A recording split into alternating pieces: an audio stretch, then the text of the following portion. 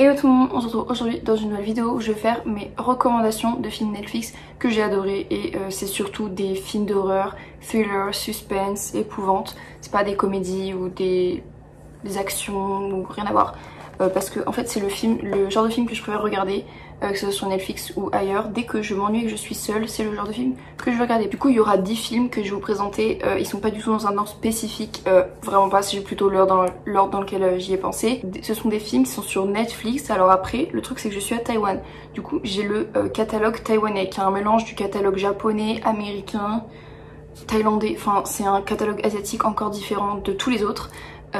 Du coup je sais pas si vous allez les avoir sur votre Netflix en France, mais si vous avez un VPN vous pouvez toujours y accéder. On va commencer sans plus tarder avec un premier film qui n'est même plus sur mon Netflix à moi, mais pourtant que j'ai bien regardé sur Netflix, et ça s'appelle Searching, portée disparue. Du coup c'est un film américain qui est vraiment filmé à la Unfriended, je sais pas si vous connaissez, je sais que j'en ai déjà parlé sur ma chaîne dans mes recommandations films d'horreur il me semble, si je ne me trompe pas, mais c'est une vidéo qui date d'il y a assez longtemps. Et en gros Margot elle a 16 ans et elle a disparu et son papa il veut la retrouver, logique, et malgré l'enquête qui n'avance pas, l'inspectrice pareil qui n'avance pas, bref il n'y a aucun résultat au bout de beaucoup d'heures et beaucoup de jours. Et comme je sais pas si vous savez mais lors de disparition il y a toujours une heure ou un temps passé décisif. On considère qu'après je ne sais plus combien d'heures ou je ne sais plus combien de jours, on ne retrouvera plus la personne en fait, surtout quand c'est des mineurs.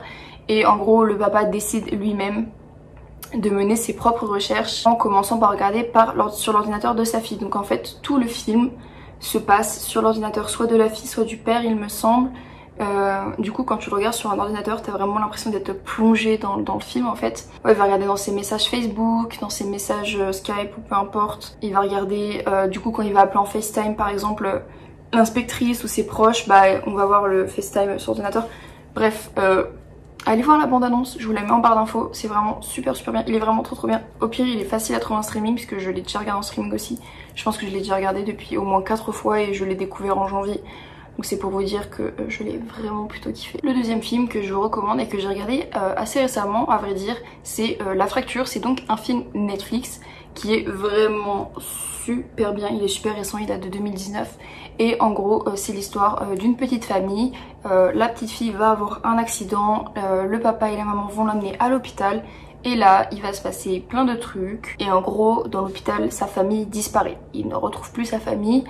Et en fait c'est tellement plus compliqué que ça, enfin c'est pas compliqué à comprendre mais ce qui va se passer c'est ouf.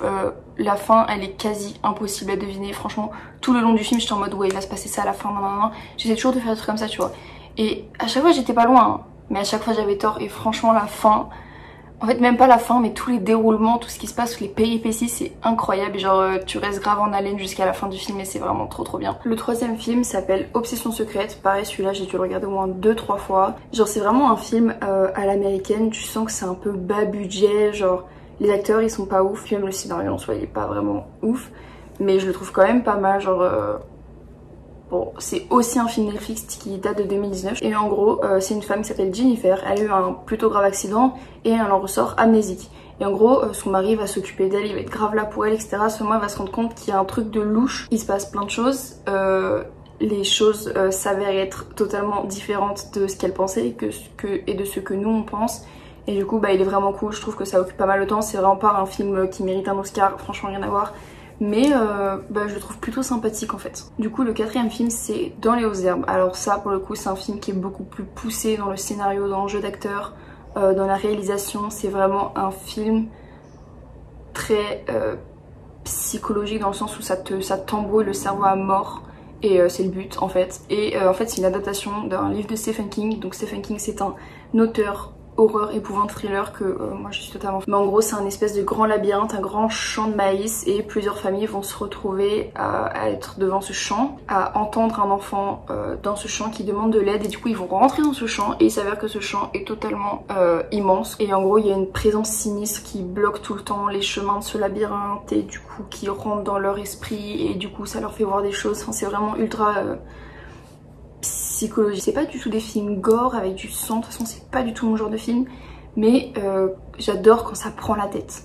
J'adore quand ça touche à l'esprit, quand il y a une histoire un peu de possession aussi, enfin moi je kiffe. Puis si vous aimez l'univers de Stephen King, vous pouvez que aimer le film, il est vraiment génial. Le 5e film c'est Pet Sematary, alors c'est pas la version originale, c'est la version remasterisée 2019. J'ai même pas regardé la version originale qui est pourtant sur Netflix, donc je vais le faire parce que j'aime bien toujours voir les versions de base, mais je savais même pas que ça existait en fait. C'est une famille qui va déménager dans une très très grande maison comme par hasard au milieu de la forêt, de la campagne, là où il n'y a pas trop de gens autour d'eux. Et du coup ils emménagent avec leurs 2 enfants et plus ils vont s'aventurer dans la forêt, plus ils vont aller loin pour se promener, peu importe.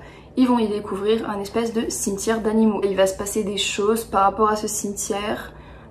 Notamment des animaux qui ressuscitent. C'est vraiment un endroit maudit et en fait on les prévient d'une manière ou d'une autre.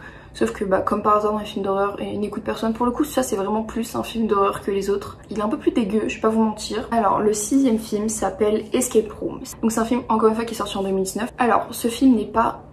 comment dire, j'ai pas trouvé que c'était le mieux réalisé.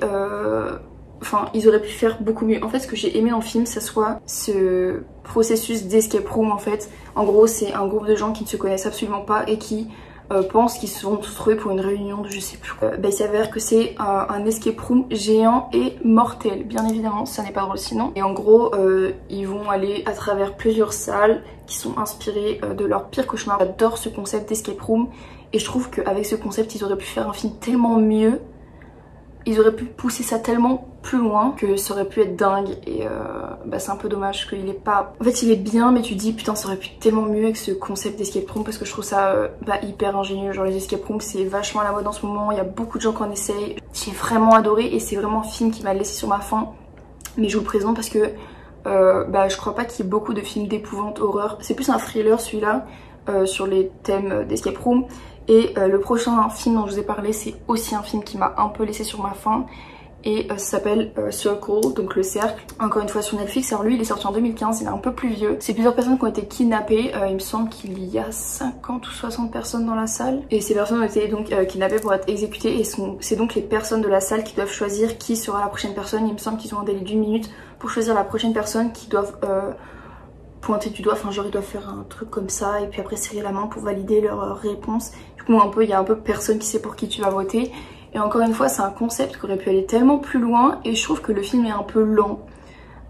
Sachant que, non je vais pas vous dire mais tu te demandes pourquoi ils ont fait ça, qu'est-ce qui s'est passé, pourquoi ils se retrouvent dans cette salle, surtout est-ce que c'est du hasard. Et le film aurait pu être encore une fois tellement mieux, mais je vous le conseille quand même parce que le concept est super intéressant. C'est vraiment pas un genre de film que j'avais déjà vu avant. Enfin oui forcément t'as d'autres films comme Saw où des gens doivent se sacrifier pour en sauver d'autres etc. Mais c'est totalement différent et il est vraiment très bien. Et c'est super intéressant mais encore une fois je trouve qu'ils auraient pu aller plus loin et c'est un peu dommage. Alors là ça va être un peu compliqué parce que j'ai noté un film dans ma liste. C'est La Morsure du Crotale. C'est donc le 8e film que je vous présente. Je l'ai vu. Maintenant que je l'ai... En fait quand j'ai lu le titre je m'en rappelais plus du tout. Et là du coup je l'ai devant moi sur Netflix. Il y a une maman et sa fille qui traversent le désert aux États-Unis. À un moment elles font une pause, la petite fille elle sort et elle se fait mordre par un serpent, du coup un crotale qui est une morsure mortelle pour l'humain et surtout un enfant. Et en gros il va se passer plein de choses et elle va devoir payer le prix pour sauver sa fille. Et elle doit remplacer la vie de sa fille par une autre âme, du coup elle doit tuer quelqu'un. Et encore une fois c'est un truc qui est assez psychologique parce que elle devient un peu dingue. L'entourage devient un peu dingue. Le 9e film que je vous conseille c'est The Perfection. C'est un film qui étonnamment j'ai adoré et je m'y attendais pas du tout. Genre vraiment je m'ennuyais sur Netflix. Je sais pas quoi regarder et pareil c'est un film Netflix sorti en 2019. Là je vous lis exactement ce qui est écrit sur Netflix. Le talent n'est à l'abri ni de la jalousie, ni des secrets, ni de leurs conséquences, car la perfection n'a pas de prix. Enfin c'est vraiment, encore une fois c'est ultra psychologique je trouve. Il se passe des trucs de ouf, il y a plein de rebondissements, plein de péripéties. Comment vous expliquer ça? En gros c'est deux artistes de musique qui vont se rencontrer parce qu'il y en a une qui est fan de l'autre et elles vont se rencontrer, elles vont décider de voyager ensemble et il va se passer des trucs. En fait il va s'avérer que la première qui est fan de la deuxième, si elle l'a retrouvée c'est pas par hasard, elles se sont pas retrouvées au même endroit par hasard, elles ont pas voyagé ensemble par hasard et du coup il y a une histoire de jalousie et de concurrence entre elles et on va comprendre pourquoi, comment, ce qui va se passer. Et c'est vraiment, il est trop bien, j'étais vraiment choquée parce que encore une fois c'était un film sur lequel je suis tombée complètement par hasard et quand personnellement j'avais lu la description j'ai dit non, vas-y ça va être nul. Le 10e film, alors le titre anglais est impossible à dire, c'est When the Both Breaks, B-O-U-G-H. Quand la branche craque, du coup j'imagine que both ça veut dire branche. Quand la branche craque, ça fait moins rêver tout de suite. Et alors encore une fois c'est un film à l'américaine, un peu low budget. Ils auraient pu faire beaucoup mieux je pense. Mais c'est vraiment un film qui te divertit, qui fait passer le temps et qui est plutôt intéressant dans son scénario en fait. Et en gros c'est un couple qui fait tout pour avoir un enfant. Du coup ils vont recruter une mère porteuse qui semble être idéale sur le papier. Et en fait ils vont réaliser que leur mère porteuse est complètement dérangée et déséquilibrée. Bah, c'est vraiment très... C'est très cliché et j'ai beaucoup aimé. Et j'aime beaucoup les acteurs, je les connais pas particulièrement. Bah, encore une fois plutôt intéressant et s'ils avaient un plus gros budget sur le même type de scénario, je pense qu'ils auraient pu faire un truc de ouf. Du coup j'espère que toutes ces recommandations vous auront plu. N'hésitez pas à me dire dans les commentaires si vous comptez en regarder, si vous en avez déjà vu, si vous ont plu, si vous avez d'autres films à me conseiller vraiment dans ce même genre de horreur, épouvante, thriller. J'adore, des fois on me dit Alison t'es une vraie psychopathe à regarder ça toute seule. Je vous conseille de me rejoindre sur mes réseaux sociaux où je suis ultra présente. Je vous mets juste là mon Instagram et mon Twitter, c'est @AlisonMorel, c'est exactement le même. Et de toute façon ils sont en barre d'infos au cas où. Bien évidemment n'hésitez pas à vous abonner à la chaîne si ce n'est pas déjà fait. Et du coup je vous dis à bientôt dans une prochaine vidéo.